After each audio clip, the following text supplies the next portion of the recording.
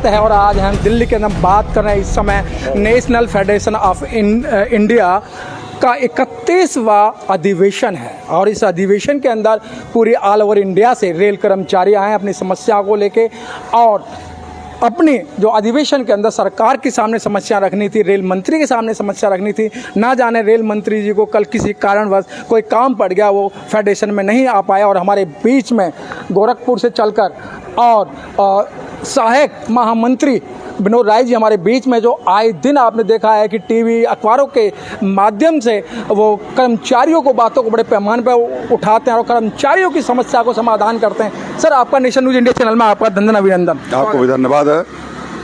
राज साहब, यहाँ 31वां जो राष्ट्रीय अधिवेशन हो रहा है, क्या समस्या आई और इस तरीके से जो अधिवेशन हुआ, क्या कर्मचारियों के लिए क्या क्या ऐसी समस्याएं हैं? समस्याएं देखिए, इस समय कर्मचारियों की सरकार में बहुत ज़्यादा बढ़ गई हैं। पहला तो पुरानी पेंशन बहाली के लेकर अनवरत लड़ाई लड़ रहे हैं और आप भी यहाँ पर जो धरने प्रदर्शन हुए उसमें जोरदार ढंग से आप उठाते रहे हैं। दूसरी बात, निजीकरण बहुत जोरों पर पकड़ लिया है। ये निजीकरण में ऑफिसर सोच नहीं रहे हैं और लिख करके प्रशासन को दे नहीं रहे हैं, जो सरकार है उसको दे नहीं रहे हैं कि इससे नुकसान होगा। क्योंकि ट्रेंड कर्मचारी होते हैं जो रेलवे के होते हैं, अनट्रेंड कर्मचारियों को रखा जा रहा है। कभी भी हमारे जान माल का खतरा आ सकता है, एक्सीडेंट का खतरा आ सकता है। इस नाते निजीकरण बंद होना चाहिए। और तीसरी बात है कि जितना भी खाली जगह हैं उसको करीब 2.5 से 3 लाख से ऊपर करीब जगह खाली हैं। सेफ्टी कैटेगरी की जगह खाली हैं। गाड़ियां बढ़ी, लोको पायलट, ड्राइवर और गार्ड, टीटी जितने हैं वो छुट्टी नहीं पा रहे हैं कि उनको गाड़ियों पर काम नहीं हो पा रहा है। गाड़ियां हमारी दिक्कतों में चल रही हैं। वहाँ पर प्राइवेट कर्मचारी गाड़ियों पर जो वो इनकम का काम कर रहे हैं, वो हमारा इनकम घट रहा है, उनको वेतन नहीं मिल रहा है प्राइवेट कर्मचारियों को। बहुत इस नाते कर्मचारियों की जो पोस्ट है उसको भरी जानी चाहिए और ट्रेंड कर्मचारियों से ही काम लेना चाहिए। जहाँ तक इतने दिनों से ट्रेंड कर्मचारियों से ही काम चला है। आप देखते हैं सरकार हमारे कितने कोरोना काल में हमारा सारे सरकारी संस्थान जो वही काम किए।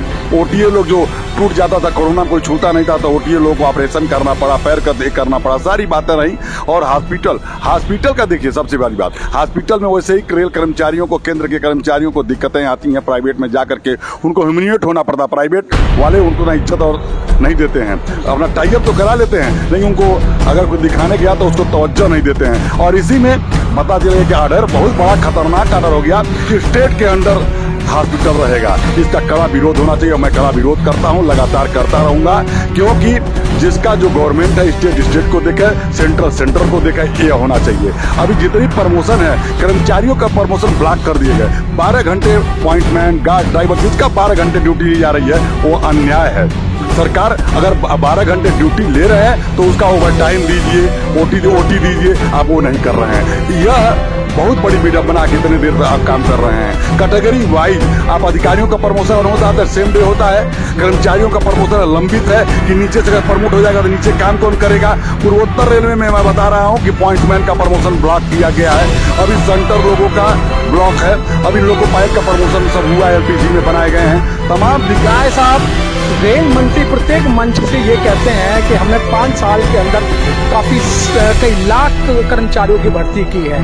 पहले की सरकार ने कर्मचारियों पर ध्यान नहीं दिया, उन्होंने भर्ती नहीं की। उनकी जो विडंबना थी वो हमें पूरी करनी पड़ रही है। क्या कहते हैं? अरे ये तो सारे आम गलत है कि आप क्या कर रहे हैं। अगर भर्ती करते तो कर्मचारी प्राइवेट क्यों लिए जाते?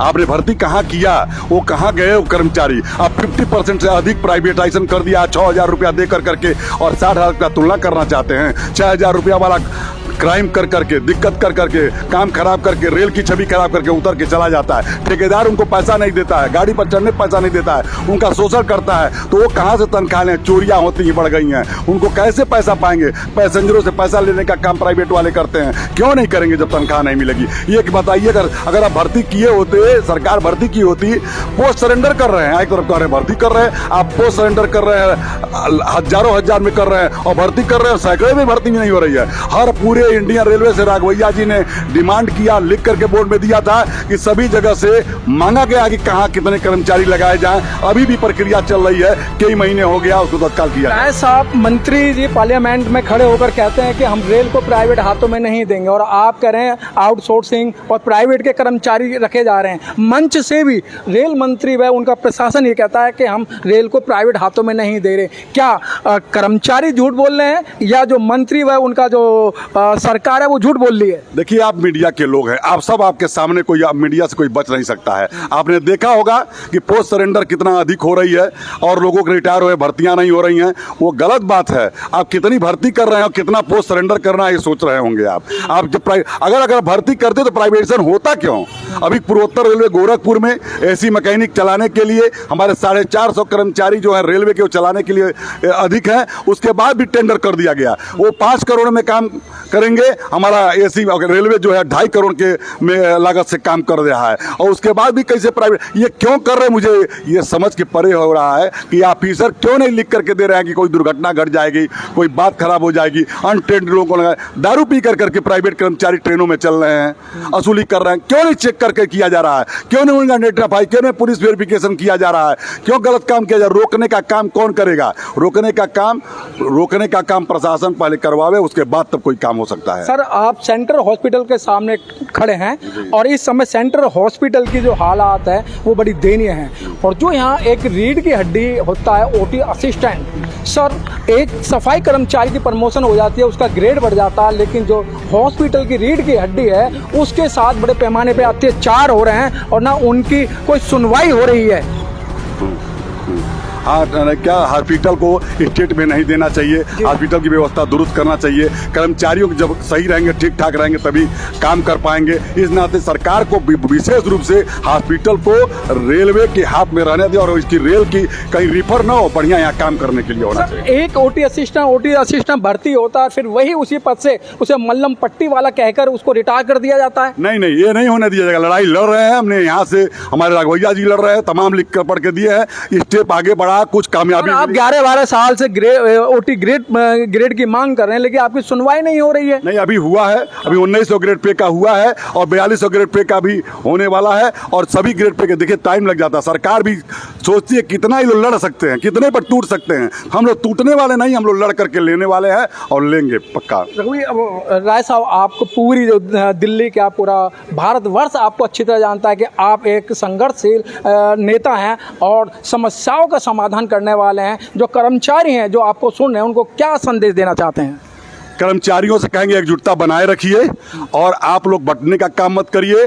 आप लोग कहीं भी कोई समस्या आती है तो इस संगठन के साथ खड़े रहिए। आपकी भीड़ को देख कर करके नेता पैदा होंगे और नेताओं को काम करना पड़ेगा। अगर वो नेता काम नहीं करेंगे तो उनका भी विरोध करना आपका दायित्व है। और इस नाते जब एकजुटता रहेगी तो सरकार को भी सुनना ही पड़ेगा और हम लोग लड़ के कराने का काम करेंगे। चलते चलते सर, एक बहुत बड़ा आपका कर्नल जल सिंह स्टेडियम के अंदर लाखों की तादाद में भीड़ थी।